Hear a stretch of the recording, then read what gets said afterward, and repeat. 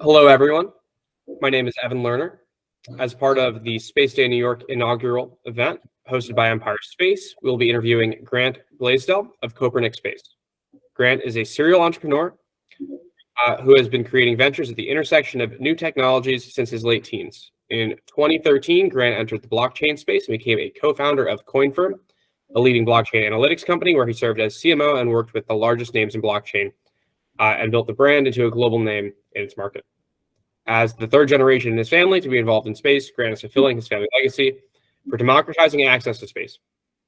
In 2020, he co-founded Copernic Space, a blockchain-based platform that creates a marketplace for space assets.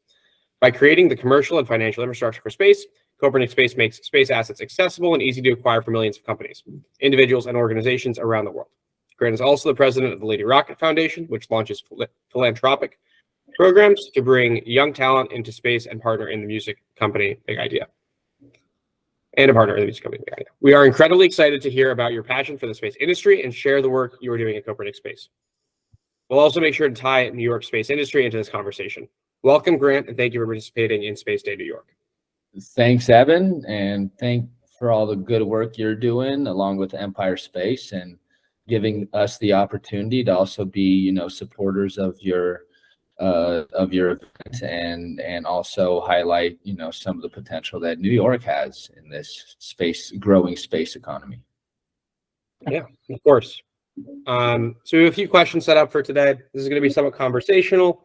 We'll see where these conversations take us. We may not cover everything, but we're hoping that we at least get the chance to talk a lot about Copernic Space, introduce that to the audience, and also cover some of your ties into New York and understand that as well. Cool. So I guess to start us off and introduce Copernic Space to everyone, could you fill in the audience on Copernic Space, the company, maybe your elevator pitch or the most important things to know? Well, I think, everyone here is probably under the same impression that the space economy is eventually going to be the largest and most important market on Earth, ironically, and not just from an economic sense, but from the value and solutions it can provide to all life on Earth. But because the private market in space technically is so young in a lot of ways, it's a $500 billion market, but the private aspect is quite young. It never got to really build its commercial and financial infrastructure for the digital economy. It wasn't there for the dot-com, the digital commerce boom, et cetera. And it's also perfectly built for blockchain technology. So we're here to build the actual space market, right? So if we're under this impression that the space market and space assets are going to be some of the most valuable, if not valuable, asset class on Earth, the marketplace needs to be created for it. So we're revolutionizing this new space economy by providing a decentralized platform that features marketplaces on top of it that democratize access to space assets, space ventures, and space opportunities. So through our marketplace, individuals and businesses will be able to much more easily discover, which we think is a big issue in the space economy, is even discovery, transact, so acquire these space assets. If they're a space asset with a utility, what we call real world space assets, to utilize those space assets how they may, and to even trade space assets on a secondary market hosted on our platform when that apply. So whether it's satellite data, which we love, to suborbital or lunar flights, and eventually actually financing into the ventures or the assets themselves, we are kind of given the key to unlock the future of space commerce, so that it's not just something that is happening between space companies or space focused entities, but can potentially involve the majority of the world, whether that's commercial, individual, government, or NGO and organization. So we're here to really provide that commercial and financial infrastructure, and once again put the marketplaces on top that enable space companies to properly connect, transact, and share value with the rest of the world. That's very exciting. Thank you, Grant. I think it's very timely, and you're definitely one of the companies leading this charge. there's not a lot happening as far as marketplaces or commercial marketplaces within the space industry yet. So it's very exciting to see. Thank you. There's some happening. The way that I view it, though, and of course I could be wrong or missing some things, is one thing we want to do is we view ourselves as a macroeconomic solution for space. One of the big issues is it's extremely segmented market, right? And from what we've seen, there's some kind of marketplaces popping up, but they'll be focused very much on a singular, narrow segment. And on top of it, I see some aspects where it's like, okay, let's put a digital face on it, but the business processes don't really change, right? And as anybody who works in the space economy knows, especially someone who's worked around digital economies or digital focused markets previously, the business processes in the space market are extremely archaic, right? So one of the big values we're providing is not just the marketplace, but the business models, the processes that enable space companies to streamline and scale up commercialization of their assets or financing for themselves and their assets. Yeah, very good points and very well said. I'd like to also, I guess, get the other side of Copernic Space, and if you could share first a little bit more about the founding of Copernic, how you came to the idea, what inspires and motivates the company, and sort of how you, I guess, are driven to accomplish your goals at Copernic. Yeah, so our story is a legacy story, pretty much. So this idea of democratizing access to space for us started with my grandfather, who helped build a national space program in Europe. He's actually published by NASA, and he had these early works that I still have in storage around this idea of democratizing access to space. So this is like a 3-generation long family mission. My mother and I started actively, let's say, investing into this concept that is Copernic Space about 7 years ago. What we discovered is blockchain tech, which we want as the core infrastructure powering this platform and the space asset market, wasn't yet mature enough to do what we really wanted to do. But even more importantly, market mentality was not, I don't know if mature is the proper term, but wasn't there yet. And it's just now really getting there when it comes to, hey, space commerce needs to become space commerce in the way that commerce is done today. And we need to open up this market. So we started investing in this concept about 6-7 years ago. But about 3 years ago in 2020, I saw the collision ready to happen. The market mentality was changing. Web3 and blockchain tech was maturing to the point to where you could apply it in the way that we want to apply it. So I left CoinFirm, which I previously co-founded, was chief marketing officer of, to launch Copernic Space, right? So, the unique thing about us, especially, kind of in the startup space, is that the values, the core values and concept and mission and the purpose behind Copernic Space has been in the making for a long time. And that's why you'll also, see us trying to show space as a more approachable, accessible, also emotionally accessible market, right? One of the biggest curbs you kind of see is really people understanding that space actually is a thing, right? It's not just for a select few amounts of billionaires and NASA and a couple other, large state-sponsored agencies. So this has been something that's in the works for a while, something we've invested a lot of thought, a lot of our own capital and risk to do. And the market is going in this direction, right? It has to go in this direction. The question is who's going to do it, how they're going to do it, and is that now or is that in a couple of years? Cool. Yeah, it's a very exciting, and I think, at least in new space, somewhat unorthodox story. So it's great to, I guess, hear how Copernic Space came to how it is today, through your family and history. I appreciate that. It's important for me to people to understand that story, what our values are and what our purpose is, what we're really trying to do. Because, people will hear, well, blockchain, they'll think crypto, they'll think NFTs, et cetera, and then they'll space. And I don't want people to have the illusion that we're just trying to abstractly take like crypto and shove it into space and, take advantage of the hype of both of these markets, whether it's good hype or bad hype, things are moving the way they're moving right now. But that this is built on a long foundation that has a lot invested into it, personally and emotionally and etc.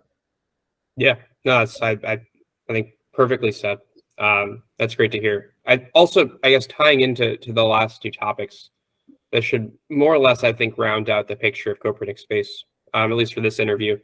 If you could talk a little bit to the organization, its structure, I guess geographically where you're placed, headquarters, approach to staffing, how this aligns against the company's approach and culture, maybe.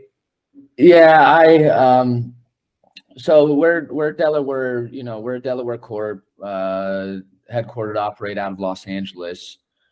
We have a division, so to say, in Europe. It's not a legal division, but this is where a lot of our labor and talent is, especially from the product end. I'm in Europe a lot of the time as well. I launched this right after COVID really became, a thing, which was as someone who's launched, has started multiple projects, and someone who really, I'm more of a creative personality than anything, which means I like being very hands-on. It was actually very challenging, and still can be challenging, to build a company like this during that time. So we're spread out around the world, from LA all the way to Thailand. So we have people pretty much wrapped around the whole world. We have also a good select amount. I don't like calling them part-time employees, but I guess that's what they would be. But we have a group of people around us who work with Copernic Space to provide value as needed, or extend and grow our mission, goals, etc. But it's founded by myself and what a lot of people know as Lady Rocket, which is my mother, right? A lot of actually original vision is built off her ideas and experiences. I obviously add a lot to that, but I'm mainly here to make that a reality from a product and model and sort of commercial sense. Just as an example, our senior dev, the person who builds the product mainly, he's in Thailand, right, at the moment. We have a couple devs, and he's originally from Ukraine, from Odessa, and we have a couple other devs in Odessa, right? We have a rep in the UK as well. So like I said, we're spread around. I think we're a very unique company, especially for the space economy, as we represent more of that kind of Web3-ish digital nomad sort of situation and attitude to the space economy, which you don't see a lot of, like this geographic diversity in space. Like US and the European markets are hyper disconnected. For example, you have some companies that are like registering in Luxembourg, and they're interacting with the European Space Agency. But I think one value we bring as a company is also to bridge space on a global level where possible. So for us as a structure, I think we're pretty unique and kind of diversified in a lot of ways.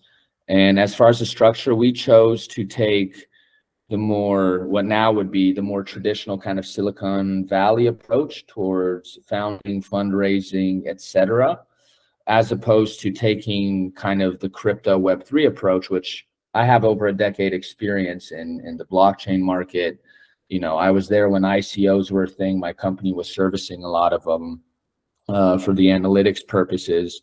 So we strategically decided not to go in that direction of initial founding, funding, etc., and do it more towards the way of how a Silicon Valley startup or a new space startup would approach it and leverage that kind of more crypto mentality culture as an advantage within the space economy in our structure.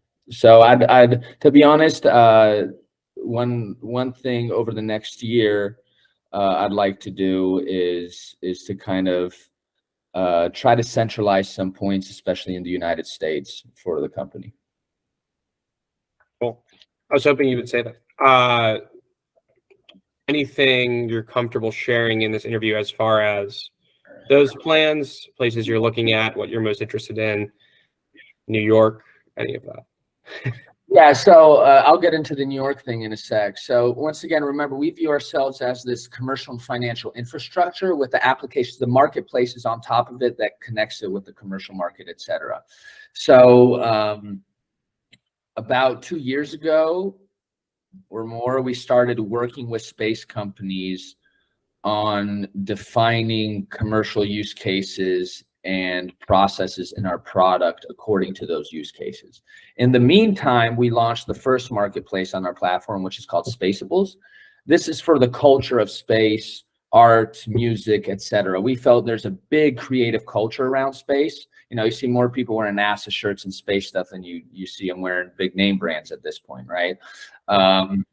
So we felt that space needed a place like that. And it also enabled us to emotionally engage and onboard users onto our platform without forcing, you know, these more complex real world space assets or financial space assets. So we view space assets within two categories: real world space assets. So that's upstream, downstream. There's a utility attached to it, right?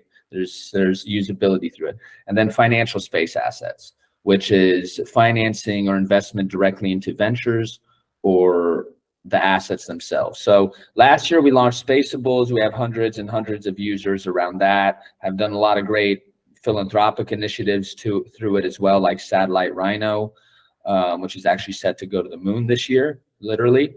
And this year we're focused on Space Mart. So that's our marketplace for real world space assets.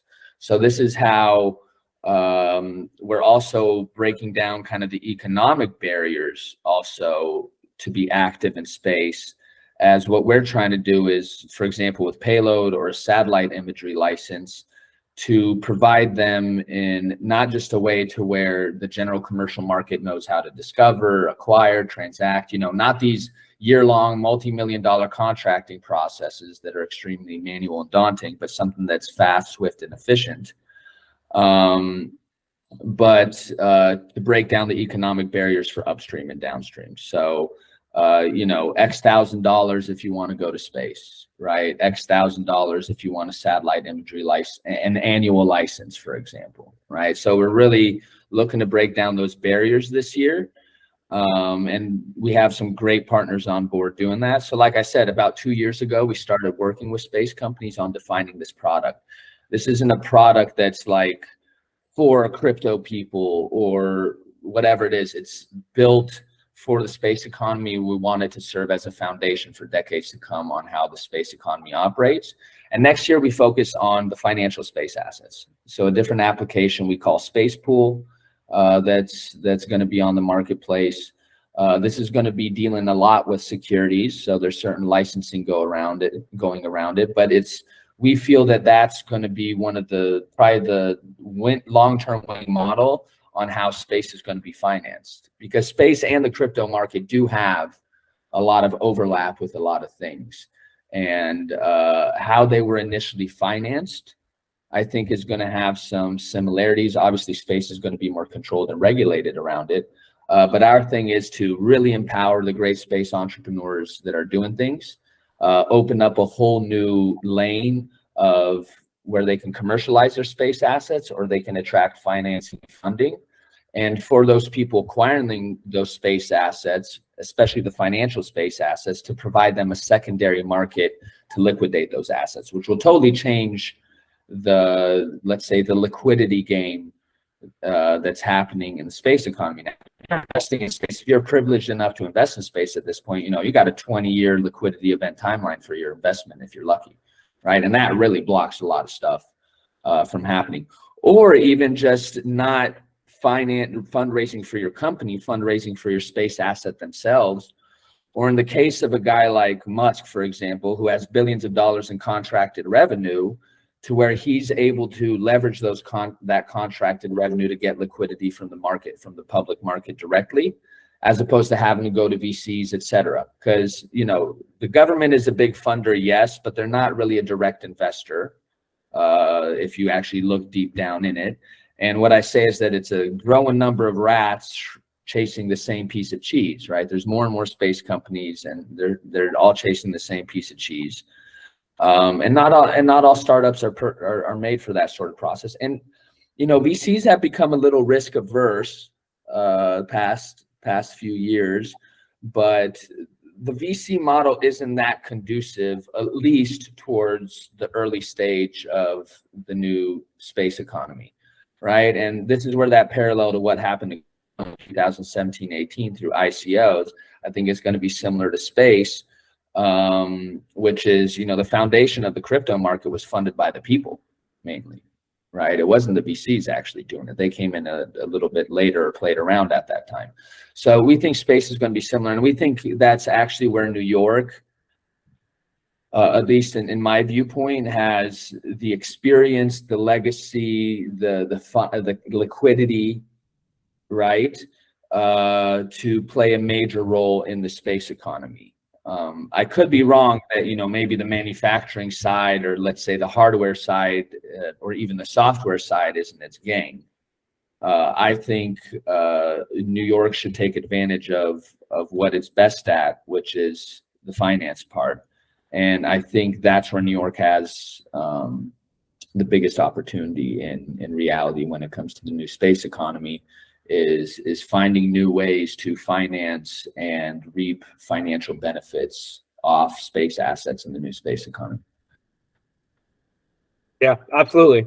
I think that's a lot of great points. It's exciting to hear a little bit more about Copernic Space and sort of the products and technologies that you're leaning into and building around on your timeline. And then also we have a long-term vision, so yeah. It's not as simple as just releasing one thing out. We want to once again provide that whole infrastructure. But yeah, thank you, man. Yeah, of course. I think I do a few more questions here, sort of digging a little bit more into that vision, which we'll get to in a moment.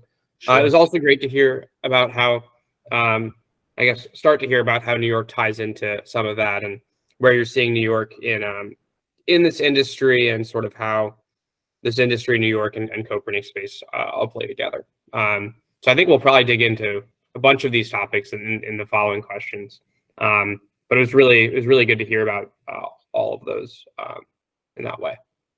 So I guess for the vision and sort of where Copernic Space is going, if you could talk a little bit to some of, like the next 3, 5, 10 years vision for Copernic, as well as maybe how those are connected to your mission that you've spoken to a little bit already. That'd be great. Yeah, so once again, this year we're hyper-focused really on two things so far, right? The full release of SpaceMart, which is once again the marketplace for real-world space assets. We've done proof of concepts around it. We have a list of committed space companies who want to tokenize and list their payload initially, right? So the first half of the year, we're more so focused on onboarding the upstream.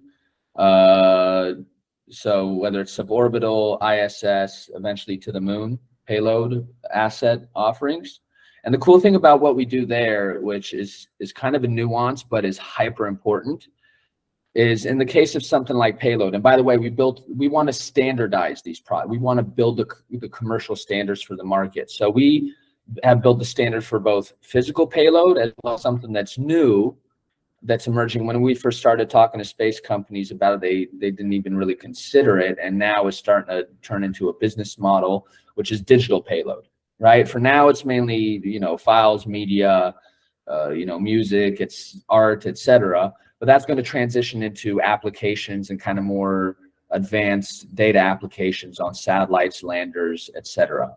But the point I'm trying to say here is it's billions of dollars worth in value in creating discovery. I feel like it's more billions of dollars in value to create a transactional process, right? So a transaction can actually happen quite quickly in a digital, streamlined, scalable way.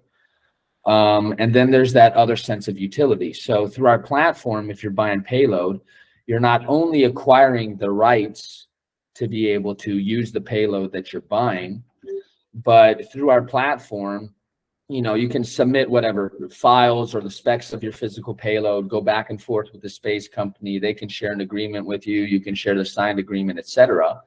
Once they approve that, though, you're putting something in payload, right? Which means you're taking one space asset, and on the top of it, you're creating a whole new real verified space asset. And this is one of the benefits of blockchain tech, is that I can build an asset tied to an asset that shows that it's verified, and the commercial market and the buyer, whoever, can see that this is a real thing, right? But the big point is I created a whole new space asset which has its own economic lifeline now. Mhm. So whether it's a satellite or Nike wants to send a shoe to the moon, now Nike or that satellite company have the capability to have their own verified space asset on this payload that they can start selling services or ownership of further on our marketplace. So it's not as simple as just put up a digital interface, make a nice little process of leads to come in, right? And then process all the leads manually in the back and call them up and go through the manual processes that space is already going through. Obviously, I think there's value to increase the discovery. I already said that. So first half of this year, we're focused on onboarding the physical and digital payloads. First ones you'll see are probably suborbital, reusable flights, and ISS, and then we're going to go for the moon. And second half of the year, we focus on our data standard, right? Initially, the assets onboarded under that are going to be satellite imagery licenses. We just actually signed a deal this past week with a provider for a unique deal for us, which is we're actually going to be the company that's providing the license and the end actionable data, because we're very focused on actionable data, right? Especially around satellite imagery. And we have a group and we have satellite partners in the back that are fulfilling these requests, these licenses, these orders. Along with that data standard is going to come a lot of different ways to monetize space-related data and research. So, for example, we're working on cases as well where I'll give one where people are going to be growing food on the ISS. That food's going to come back down. That research data should be made commercially available. So, with our data standard, these tokens actually not just serve as your rights or whatever, but through them in a secure peer-to-peer manner, you'll be able to access the API or the data itself under that license, right? And if they want to enable you to trade it, like let's say I bought a license for a year, I only used half of it, and the original space asset company says, yeah, you can trade it with these sort of controlled select parties, then you just created a secondary market, for these sort of assets. So this year, I know you said 3 to 10 year, I'm CEO, I got to be pretty, have long-term vision, but be focused on what I'm focused on. So this year it's the launch of that, creating those two standards, showing that you can generate revenue, even if it's not on the scale that we look for, at the end of this road, to show that these sort of models work, that space companies can generate revenue this way. They're already doing it in a manual way. So what's going to happen if you digitize it, streamline it, and scale it up, right? We're also in our seed round this year. So we raised a pre-seed round end of 2021 from a few VCs, some ex-Yahoo execs. Now we have some space angels coming in. And then next year we focus on, once again, Space Pool, which is the DeFi, the financing investment app on the platform, right? Going on through the years, it's about adding features, more types of space assets, right? As far as segments of space assets to these, because some space assets are going to have their nuances, right? That you need to accommodate and iterate for. That's why we work very closely with space companies, and we don't just like create this in our own vacuum. But by the end of the decade, we want space to be an actual market that, whether you're commercial, individual, small gov, NGO organization, that you know that it is accessible to you. You know that you can acquire space assets, and you know that you can either benefit or financially benefit and utilize them, right? So we really look at the end of this decade that the real space market will really be there and reach those, 1.5 or whatever trillion sort of projections that it has. But to my honest opinion, that's not going to happen unless there's an actual marketplace that can streamline, scale up, and create a real asset class out of it, which once again, I think we all believe will become the most valuable asset class on Earth. So we have that long-term vision, but we have to also have a little bit of tunnel vision as to what we're doing. Creativity doesn't lack in this company.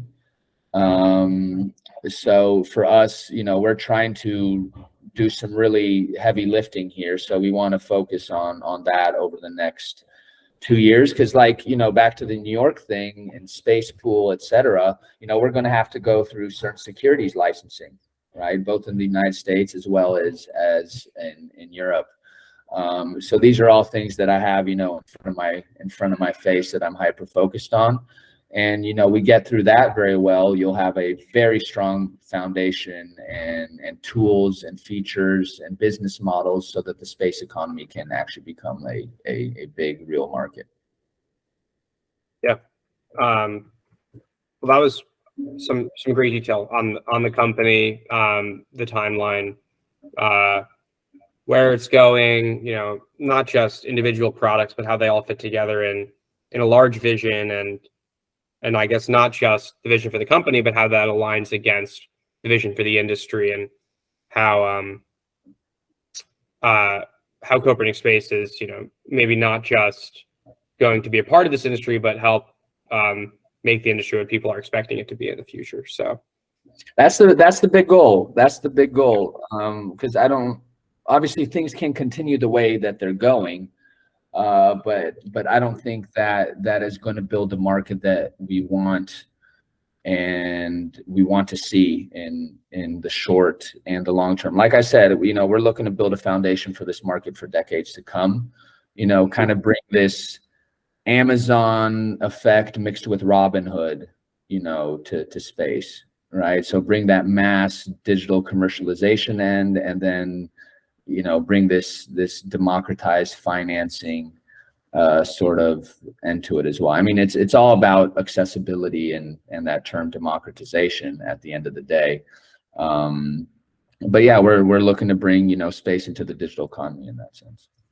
Yeah, I think we've already covered some of this, expectations and vision for the larger industry. But I guess, is there anything else, any other major trends or things you're expecting in the space industry aside from general growth and the need for a marketplace like this, and anything else worth mentioning, and how it might tie into Copernic Space and your products and your vision, that kind of thing? Well, one reason I love the satellite imagery and data stuff so much is because if we do that really well, and the market behind us, so to say, with this, the big disconnect with the average consumer is that they don't understand the benefits that they have from space already. They don't understand, and I've seen this a lot, whether it's on Twitter or whatever, where it's like, oh, you should have invested that into green technology, right? Like, no one's communicated to them, for example, that advancements in space, especially satellite imagery, et cetera, are going to create massive tangible benefits and results, whether your thing is climate change, whether you're a hedge fund. So back to the New York thing, hedge funds love that sort of data. It's just very hard for them to get it in actionable formats without, acquiring a whole data team to go through and It needs to happen a little bit faster for them, right? These companies are making bets pretty fast. So whether your thing is financial, your thing is environmental, you're an agriculture guy, you're in the mining industry, shipping industry, whatever it is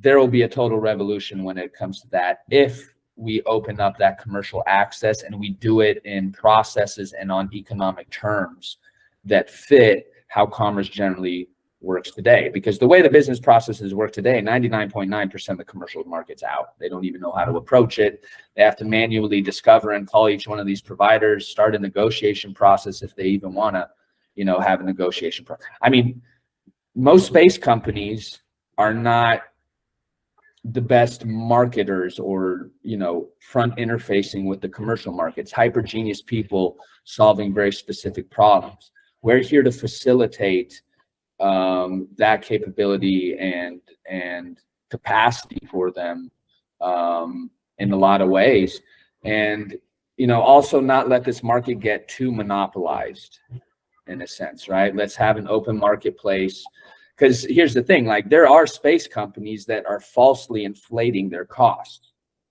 right?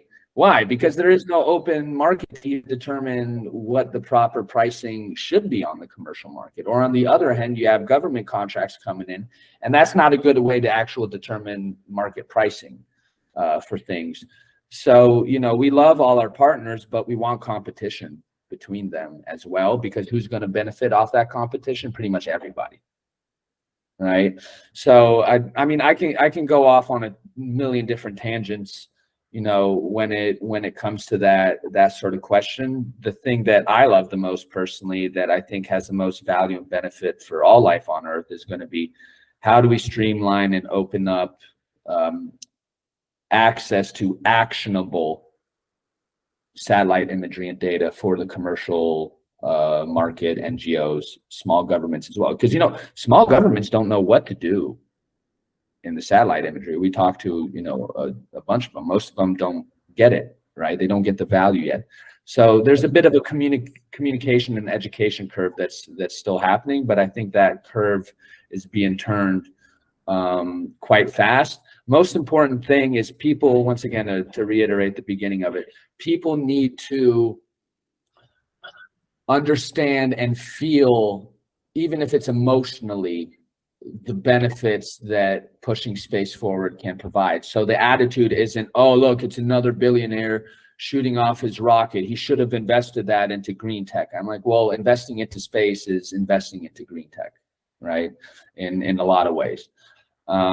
So I would say that just, space is not going to be immune from the digital commerce revolution and the digital asset revolution. We like to think that some ways, like we're special, it's space, it's rockets, etc. But it's not going to be immune from that. There's a culture change that's happening internally. We're closing a deal with a payload provider, actually a rocket provider. And their founder isn't the youngest guy in the world. He's not younger than me or anything. He's a little bit older than me. And he got it right away, right? He goes, okay, I get the blockchain thing. I get the marketplace thing. Let's do it, right? And that's going to start being the attitude more in space. Obviously, you need to have the controls, make sure everything's good. We are dealing with hypersensitive and high risk and expensive stuff.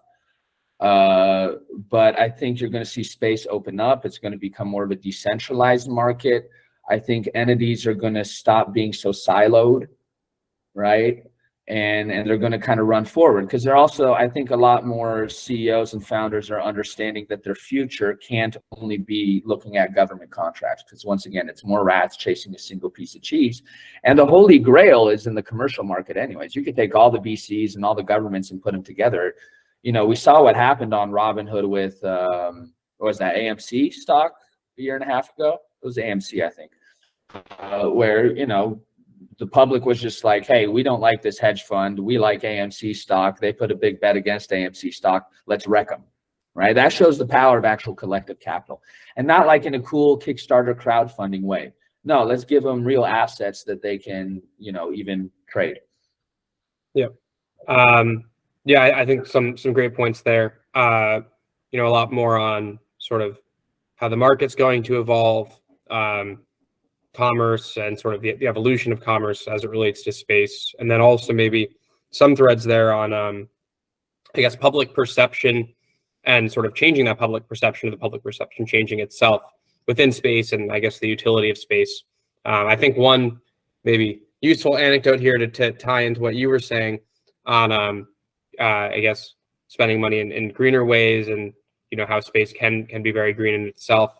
I think some of the most useful space data as far as it relates to Earth observation imaging, is images of deforestation, illegal fishing, climate change in some ways. So there's even explicitly within this space data some extremely useful data for those same initiatives. So yeah, we've gotten quite a bit of attention around the focus around Canada has a lot of this, especially, which is the indigenous Native American population, and how the oil companies, the energy companies are, let's say, not acting in the best way possible, and them needing ways in much more kind of streamlined, actionable, easy to understand and accessible imagery and data that helps them make their arguments for them, or protect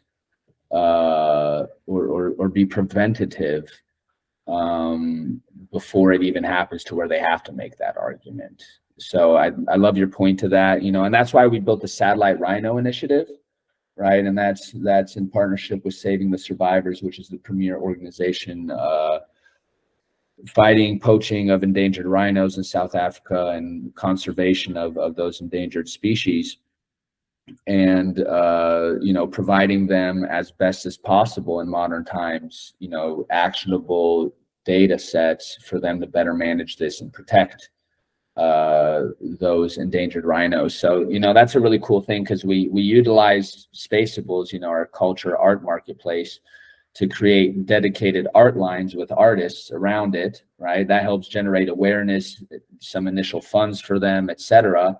And then, hopefully by the end of this year, we can hit them with the actionable end asset that can help them, better do this. So one thing to emotionally engage, get people interested, etc., and then provide the real space asset that can deliver real value for them. Cool. Great to hear about that as well. An exact initiative, I guess, that Copernic is doing in that same thread. So with our time left here, I'd like to, I guess, have maybe a somewhat quick conversation about more on New York's tie into Copernic. And I guess and space finance in general. We've spoken a bit about what we're expecting from space finance and sort of a marketplace in space and New York's role in that. So I guess if we could just talk to it a little more, and maybe how you're planning to position Copernic with this in mind. I think we've alluded to a little bit. If you have any plans as they relate to New York, would love to hear about them. Yeah. I would like to be in New York more around this stuff. There's some really good people in the New York area that have a big focus on space. I just met Sherman in London the other day at our event. We have a good friend Bobby over there in New York as well. So we have a cool, kind of foundation. You guys, of course, as well. So we have a foundation in New York that we're building. But I don't want to be these people that look at New York exclusively from the viewpoint of New York City. Mm-hmm. I think that's also something to take into consideration. I grew up, I spent a lot of time in the Midwest, right? My dad's from Detroit, family's been there for over 100 years. And I have a dream, for example, that, a renaissance in Detroit will not happen by the auto industry coming back, but it'll happen by the space industry growing and taking advantage of Detroit's history, et cetera. But that's a whole different side sort of thing. Well, the reason I brought it up is because, obviously New York City is the financial capital. And just how I say that we're a macroeconomic solution, I don't think obviously space needs a constant supply of great new rocket scientists, physicists, et cetera. But I don't think that's what it's lacking at this point, right? I think what it's lacking is more of the business, the financial, commercial end of it, right? So once again, for New York, I think it'll step outside. Its strongest point is going to be in the financial, because it's going to be Silicon Valley that takes that position, right? In the United States, they're the ones that are going to be pumping money in, but they're going to be doing it like a VC way. And from like a space asset, liquidity, secondary market trading sort of way, that gives me more of a New York sort of vibes and focus, right? So I think it's an opportunity for New York not to, they need to grab it and not mess it up. For example, New York totally screwed its opportunity with crypto for the most part, right? So I don't want that to happen with the space economy in New York as well, because we need to look at space as a financial industry, as an asset class. And to be honest, I think that, where us, it might sound arrogant, but we're using the real term for a space asset. That term isn't new, right? That term has been used for years and years and years. But what is an asset if it has no market, right? If there's no place to discover it, buy it, or trade it. So once again, I think, New York City will win off being aggressive around the financial element when it comes to space and space assets. But that doesn't mean it doesn't leave that there's no other opportunities for the state, whether it's from the manufacturing, the logistics, etc. Right? But I think we also have to. Space is so segmented that it's even segmented kind of domestically, right? And our thing is to break down those segmentations and those sort of barriers. I had a discussion actually with Sherman the other day too about LA, like we're LA headquartered, and there's lots of stuff happening in LA as well, right? So what is going to be the market that really gives it a big hug? Just like you saw with look how Miami took advantage of the pandemic and then took advantage of the crypto market. They drove loads of high net worth individuals into Miami and Florida just off doing that, right? So I think it's an example of how different markets can be like, hey, we're going to give you a better playing field than the other place is going to give you. If you're a space company or a space enterprise, and etc. Just like, the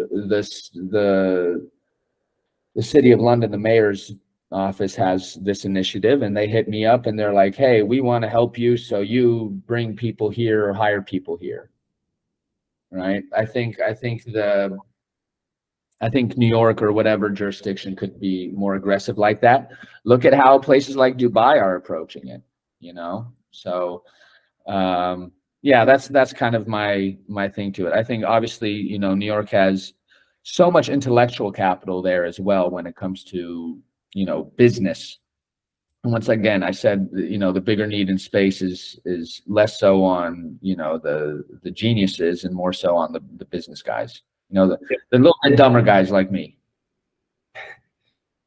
I think there's some great points in there. I want to, I guess, highlight with our last few minutes here. I want to highlight, Empire Space within what you just said. We are statewide, totally recognize the various strengths that we have in the state and also across the state, and sort of where those strengths are localized or centralized. And I think as you said, whereas maybe New York City would be more of a focus for that intellectual capital in finance and sort of like a financing center, as you touched on, there's tons of potential and tons of opportunity across the state for manufacturing support and support in other ways. So I think, and it is a very big state with a lot to offer. So there's a lot of New York, New York. It's pigeonholed into New York City, but New York's huge. Yeah. I've had to drive through it and go through Buffalo and all that sort of stuff. So it's not a small state. It's got a great, people, especially in the high tech world and the startup world, they almost have a demeaning attitude towards, let's say, the more manufacturing, blue collar-ish sort of aspect of society. But, like I mentioned, my Detroit background, when you have a great hub that is building great things, you will attract the most amazing design talent, just like Detroit did. I had the best designers in the world, all that sort of stuff. Mhm. So I want the more physical hardware manufacturing end of space to become big industry eventually, like cars were a big industry or are a big industry, right? And I know that New York has those capabilities as well, and it shouldn't just be for Wall Street guys or eccentric people like me, Yeah, and I think the other point that you made is also equally important, in that space isn't just for engineers and scientists. There's so much already in space that's a lot broader than this. For example, the finance startups we were talking about, but there's even a lot more than that. There's like space art and many other, I think, angles within space that aren't actually just science or STEM based, that have equal importance, and New York can play against those extremely well.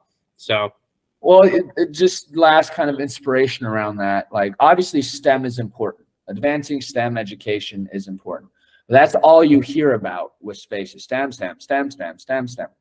And the thing is, okay, who's going to be the marketer? Who's going to be the sales guy? Who's going to be the CEO? Who are going to be the people that really run the business from that end? Because there are, engineers and rockets, physicists, et cetera, who have the capability and skill set to be, let's say, CEOs of companies, but that's usually not their focus. So with the Lady Rocket Foundation in Lompoc, which is where Vandenberg Space Force Base is, we've been doing community work there for a decade now. We as a part of our programs, we also launched a program where they have to come up with a business as well. It's not just like, hey, build, a lander with a parachute and throw it off the roof of the school. That's really cool. But now create a business idea and pitch it to us, right? And these are kids. Like, I wish somebody did that to me when I was a kid. I'd be probably, a lot better than I am at what I'm doing, So our thing is to take advantage of arts, entertainment, and the business end to bring people into space, because STEM is intimidating too. Like, if you were trying to just get me off STEM and I didn't have this legacy, right, in space or whatever, I probably wouldn't be in the space economy, because I'm just not, that's not how my brain works. Yep. Yeah. I think these are really important conversations. With our last minutes here, I guess I want to ask more broadly, if you come to New York often, for what reasons? I know we've met up a few times in New York. I guess what would get you more involved in New York space industry, either casually or passively in that way, but also the company more involved, more active? If there's more commercially ready companies with space assets to be commercialized, whether that's data or payloads, et cetera. But to the financial thing, the space asset class being a thing in people's minds, right? Because at this point, most people go, what the hell do you mean? Right? And we don't have to reinvent the wheel, right? There's lots of different asset classes. I tell people all the time, like, energy is traded, right? Without even being utilized. It's not like I'm buying energy and then I'm powering my house, and then what I don't use, I trade. But with how we're applying it to space assets, it can even be like that. Like, I'm acquiring data, I'm using half of it, let me send the other half somewhere else, right? So for me, I just think it needs to mature a little bit. And it's the same thing, with us. We don't think this is going to be an overnight here. We're here for the long haul, just as most space companies have to be, because, their timeline for return on investment is, 2 decades in some cases, right? If you're lucky, even, right? So I think it just needs to mature a little bit more and have some more commercially space ready companies. Although I met one there that's doing like reusable rockets, and I think they've launched one out of New York already, but it doesn't matter. The point is, it needs to mature a little bit more, but I think the financial people need to start thinking about space, because they don't view it so much as an asset class. They view it more as like, yeah, it's going to be big and, cool to play around with or something. Yeah, I think great points. We're doing some things here at Empire Space to hopefully create that change.